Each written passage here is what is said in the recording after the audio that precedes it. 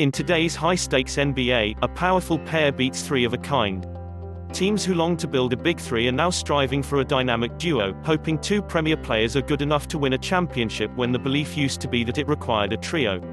And with some of the combinations assembled this summer, it sure seems less is more. That's certainly the thinking in Los Angeles, where LeBron James and Anthony Davis will try to power the Lakers back to the playoffs, and Kawhi Leonard and Paul George attempt to carry the Clippers further than they've ever gone before.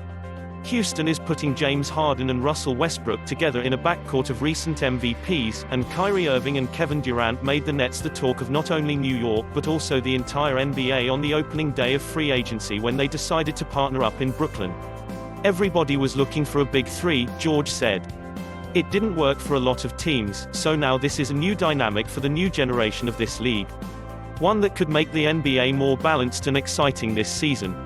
If one team hoards too many good players, as Golden State did while reaching the last 5 NBA Finals, it leaves a lengthy list of clubs who have no realistic hope of contending for a title.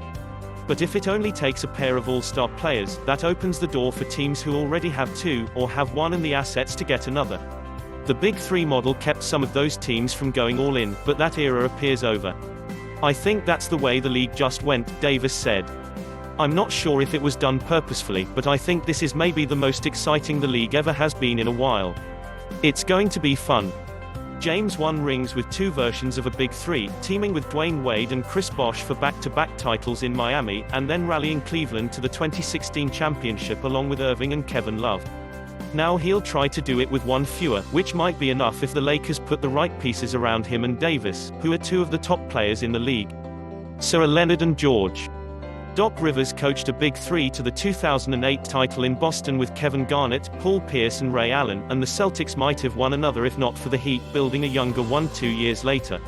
Now he'll try to win with two, with a Clippers team that George thinks looks like many other teams in today's NBA. "I think what Boston did was special.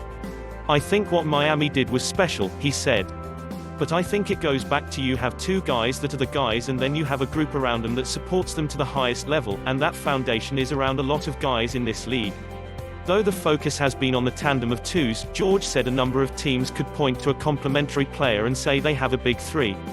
Houston is one of them," Coach Mike D'Antoni said when asked the reason for the trend. "A lot of it is media-driven in the sense of we've got Eric Gordon. He's a superstar," D'Antoni said. "Eric Gordon's as good as anybody in the league. So you focus on, oh, we've only got two, because that's the name two. But probably money and cap does create an equal system for everybody. Trying to afford three top players and keep them for long became even more challenging only a year after James and Bosh went to Miami, with the 2011 collective bargaining agreement implementing severe penalties for teams who exceed the luxury tax. Short of players sacrificing salary, as Tim Duncan repeatedly did in San Antonio when the Spurs kept him, Tony Parker and Manu Ginobili together long enough to win 4 titles, it's almost impossible to get 3 stars and a competent cast around them. Even if the salaries work, the personalities might not. It's hard to keep 3 alpha dogs happy, as Irving showed by asking out of Cleveland, especially because one of them usually has to give up so much of his game so 3 isn't a crowd. You have a guy that's used to being a focal point of the offense, take bronze teams in Miami," Lakers coach Frank Vogel said.